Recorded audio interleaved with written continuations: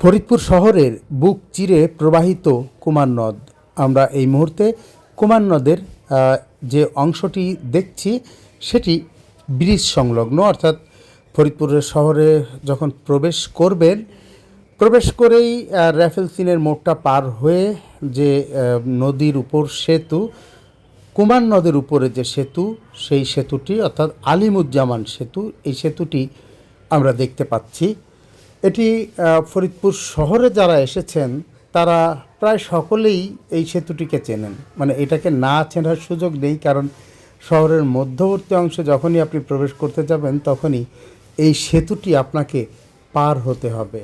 ভাঙা রাস্তার মোড় থেকে ফরিদপুর শহরে প্রবেশ করবার সময় এটি গোয়ালচামটে একটি অংশ, অপর অংশ আলিপুরের মধ্যে পড়েছে। আমরা এখন গোয়ালচামটের অংশ থেকে, অর্থাৎ সেতুটির দক্ষিণ প্রান্ত থেকে উত্তর প্রান্তের দিকে যাওয়ার চেষ্টা করছি, এবং সেতুর নিচে দেখুন যে ছোট ছোট অনেকগুলো ঘরবাড়ি, সেগুলো দেখতে পাচ্ছি।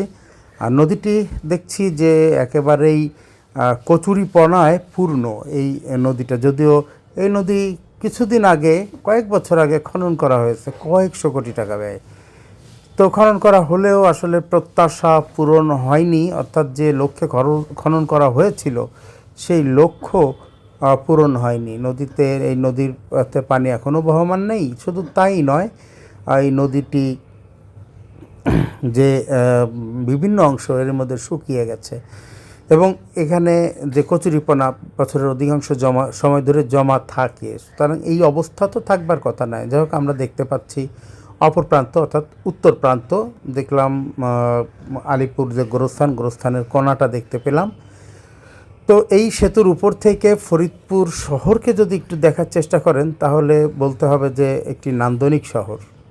একটি নদীর পাড়ে সুরম্য কিছু ভবনের ছবি আমরা দেখলাম। যদিও বড় শহরগুলো সবই নদীর পাড়ে, কারণ একসময় এদেশ নদীমাতৃক দেশে যাতায়াতের বাহন নৌকাই ছিল, বা স্টিমার ছিল, বা জাহাজ ছিল।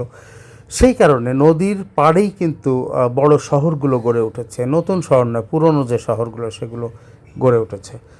দর্শক, আমরা প্রতিনিয়ত আপনাদেরকে ফরিদপুরের বিভিন্ন এলাকার চিত্র দেখাবার চেষ্টা করি, যাতে কিনা যারা ফরিদপুরকে আপনি এক নজরে জানতে পারেন, চিনতে পারেন।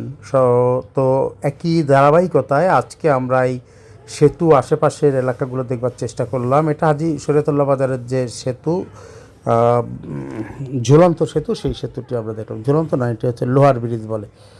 তো যাই হোক, ভালো থাকবেন, সুস্থ থাকবেন। আপনাদের সাথে আবার দেখা হবে নতুন কোনো জায়গায়, নতুন কোনো ভিডিও নিয়ে। ততক্ষণ বিদায় নিতে হচ্ছে। যাবার আগে বলবো যে যারা এখনও এই চ্যানেলটি ফলো দেননি, দয়া করে একটি ফলো দিয়ে দেন, সাবস্ক্রাইব করে রাখুন। ভালো থাকবেন, সুস্থ থাকবেন, বিদায় নিচ্ছি।